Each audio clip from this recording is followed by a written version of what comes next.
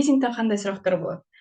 Fill in the gaps деген болады, яғни бір бос орын тастап кетеді, соның ішіне жаңағы тексттен тапқан сөздеріңізді қойып жазуыңыз керек. Одан кейін completion, сөйлемнің тоже fill in the gaps сияқты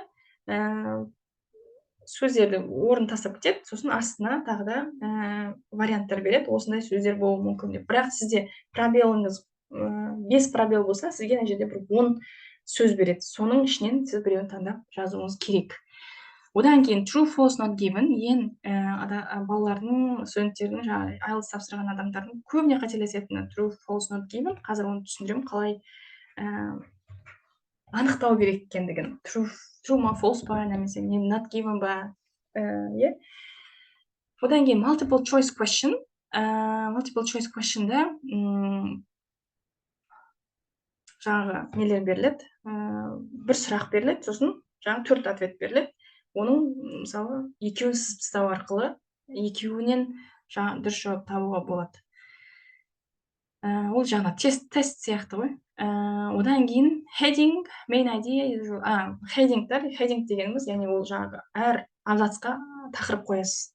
Ол тақырып сол абзацтың мағынасын беру керек. Ал абзацтың мағынасы абзацтың бірінші, екінші сөйлемінде two first sentences деп тұр. Немесе екі соңғы сөйлемде болуы мүмкін. Ортасы көбінесе бірінші айтылған нәрселердің немесе соңында айтылған нәрселердің мысалы болады. Оны жаңа райтингті бөліскен кезде, райтингті қалай жазу керек екенін түсіндірген кезде сіздер өздеріңіз түсініп аласыздар. Сонда абзацтың құрылымы қандай екенін түсініп алсаңыз, хедингті түсіну оңайырақ болып кетеді сол кезде. Өйткені хединг, жаңағы абзацтың мағынасы бірінші екі сөйлемде немесе соңғы екі сөйлемде болатындығын бірден түсініп аласыз. Одан кейін matching the statements, names, information to paragraph. Бір нелер болуы мүмкін. Осы жаңағы сөзді айтқан кім деп, мысалы,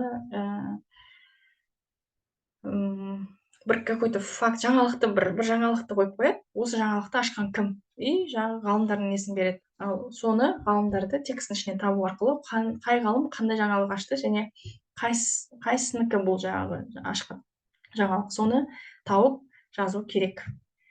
Немесе мынандай ақпарат мына абзацта айтылды. Information to paragraph. То есть мына жаңағы нұсқаның шығу тарихы туралы бірінші абзацта айтылды, олардың тамақ жеу туралы абзацында айтылды деген сияқты. Осындай сұрақтар келеді ридингта.